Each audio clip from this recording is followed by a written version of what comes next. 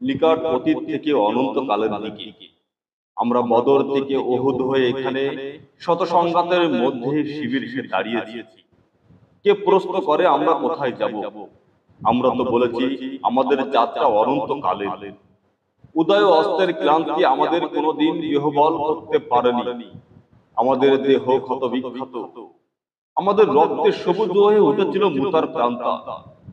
পৃথিবীতে যত গোলাপ ফুল ফোটে তার লাল বর্ণ আমাদের রক্ত, তার সুগন্ধ আমাদের নিঃশ্বাস বায়ু। আমাদের হাতে একটি মাত্র গ্রন্থ আল কোরআন।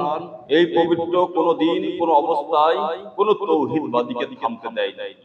আমরা কি করে থামি?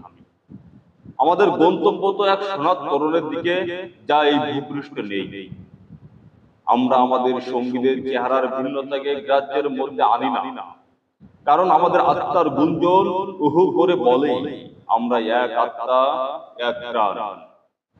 শহীদের চেহারায় কোনো ভিন্নতা নেই। আমরা তো শাহাদাতের জন্য মায়ের উদর থেকে পৃথিবীতে পা রেখেছি।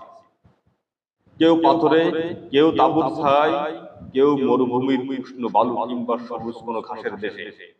আমরা আজন্ম মিছিলে আছি, এর আদি বা অন্ত নেই। 1500 বছর ধরে সভ্যতার উত্থান পতনে আমাদের কত শব্দে একটু থামেনি। আমাদের কত সাথীকে আমরা এই ভূপৃষ্ঠের কন্দরে কন্দরে রেখে এসেছি। তাদের কবরের ভবিষ্যতের গুঞ্জন একদিন মধুমক্ষিমার মতন গুঞ্জন তুলবে আমরা জানি। আমাদের ভয় দেখিয়ে শয়তান নিজেই অন্ধকারে পালিয়ে যায়।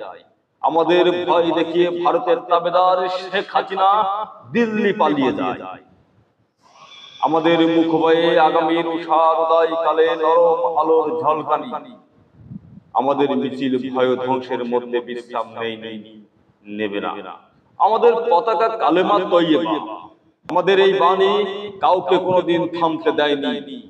আমরাও থামবো না, আমরাও থামবো না ইনশাআল্লাহ।